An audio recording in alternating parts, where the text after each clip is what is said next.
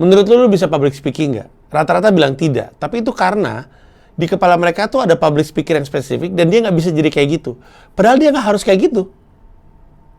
Dia hanya perlu jadi dirinya sendiri berbicara di depan umum.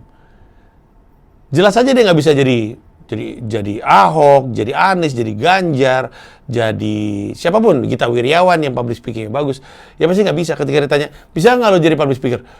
Di kepala gue public speaker yang bagus Panji. Gue nggak bisa sih jadi kayak Panji. Tapi lu nggak mesti jadi kayak Panji kan? Lu hanya perlu jadi lu di depan banyak orang. Nah, Soleh tuh kayak gitu. Gue tuh baru sadar kenapa gue nggak merasa gue soleh. Karena gue pikir menjadi soleh tuh seperti itu bentuknya. Padahal enggak. Gue nggak mesti seperti itu. Gue hanya perlu untuk fokus lagi kepada belajar agamanya gue, fokus lagi kepada perjalanan gue, dan nggak perlu fokus soal apakah gue pada akhirnya jadi orang soleh atau enggak.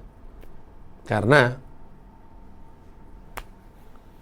gue nggak perlu buru-buru mengejar Tuhan. Tuhan juga nggak punya prasyarat kok. Ditungguin sama Tuhan. Ditungguin sama Tuhan. Anytime you're ready. Kata gitu. Setidaknya itu yang gue yakini. Itu aja dari gue. Terima kasih banyak. Moga-moga review ini bisa ngebantu. Silakan disikat karena film Seni Merayu Tuhan sudah hadir di bioskop-bioskop Indonesia. Ramaikan. Dan kalau menurut gue ya, ajak seseorang. Pasangan lu, ibu lu, temen lu, ajak aja. Karena dugaan gue, setelah nonton, lu akan ngobrolin film itu sama dia. Gimana menurut lu? Ini saran gue. A, ajak seseorang, siapapun itu, ajak seseorang. Dan B, luangkan waktu untuk duduk di sebuah tempat untuk ngobrolin filmnya. Jadi, jangan terlalu malam, usul gue. Ambil yang siang atau yang sore, habis itu siapin waktu untuk nongkrong di sebuah tempat. Menurut gue, pembicaraan yang terjadi pasca nonton film Seni Merayu Tuhan akan jadi bagian dari experience nonton film Seni Merayu Tuhan. Itu aja dari gue, terima kasih banyak. Kita ketemu di review film berikutnya. Thank you, bye.